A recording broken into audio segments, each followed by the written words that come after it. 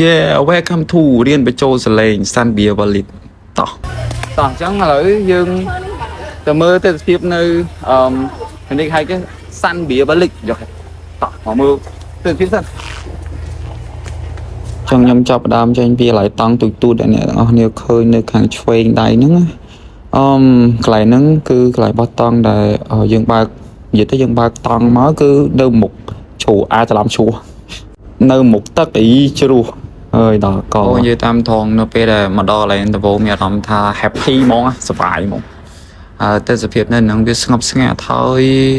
មានកន្លែងបោះតង់មានឡើយយើងឈឺច្រើនអញ្ចឹងណាអញ្ចឹង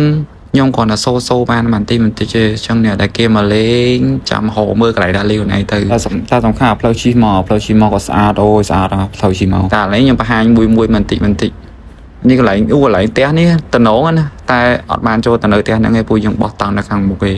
អានេះផ្លូវចុះទៅខាងក្រោមឡៃលេងទឹក happy meet ហើយហ្នឹងអូហើយបតង់នេះអ្នកមុខនេះជាសាហាវពួកខ្ញុំបោះតង់នៅខាងខ្ញុំចង់ពលមិននេះខ្ញុំហ៊ានបញ្ចូលនេះតោះតាមនឹងដល់ទៅវាស្ងប់ស្ងាត់ហើយមួយទៀតម្នាក់ដែលគាត់មកហ្នឹងគឺ respect នេះទៅវិញទៅមកចឹងយើងបោះតង់យើងអាចចូលទៅខាងក្រោមបានខ្ញុំប្រាប់កន្លែងមួយទៀតកន្លែងហ្នឹង